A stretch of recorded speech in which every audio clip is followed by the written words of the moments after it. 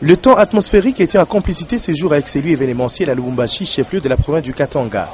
Le premier, pluvieux, s'est arrêté à 12h18 heure locale avec l'atterrissage du jet emmenant à son bord le gouverneur du Katanga et président du tout-puissant Mazembe, Moïse Katumbi Chapwe. Et le deuxième a commencé avec la descente du chef de l'exécutif provincial de l'aéronef. Au pied de l'avion, le président de l'Assemblée provinciale Gabriel Kyungu Akumwanza, le vice-gouverneur Gilbert Paul Yavchibal et une bonne brochette d'autorités politico-administratives, puis les représentants des forces vives. Sous des acclamations frénétiques, conduisant Moïse Katumbi jusqu'à la Jeep blanche où, tel un navire, les véhicules commencent sa navigation dans une véritable marée humaine qu'on devrait qualifier de tsunami. Main dans la main, Moïse Katumbi, entre Gabriel Kyungu Akumwanza et Yavchibal, le trio est perché sur la Jeep.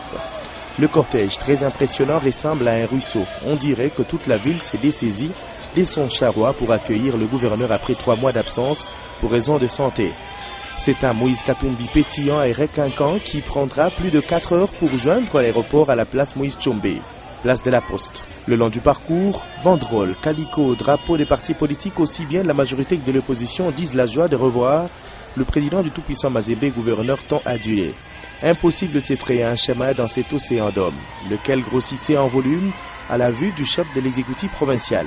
Le point de chute est noir de monde. L'expression trouve bel et bien son sens à la place de la Poste.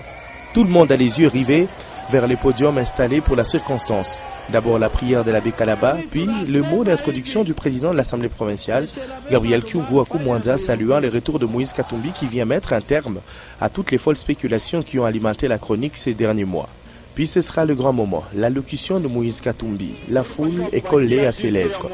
D'entrée des jeux, le gouverneur remercie tous ceux qui ont aussi bien au Katanga, à Goma, Kinshasa et Kalemi ont prié pour lui, pour un propre rétablissement.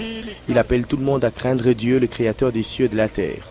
Loin où il était, il suivait toutes les informations, d'où son message de compassion aux populations victimes de naufrages à Kalemi, Mitwaba, à celle de Beni écumée par les rebelles ADF, ainsi que les morts d'Ebola dans la province de l'Équateur. Soucieux de la sauvegarde des intérêts de ses administrés, il a promis de s'impliquer pour trouver des solutions aux yo-yo observés dans les prix des carburants, puis les problèmes de desserte en énergie électrique, observés avec acuité ces derniers jours.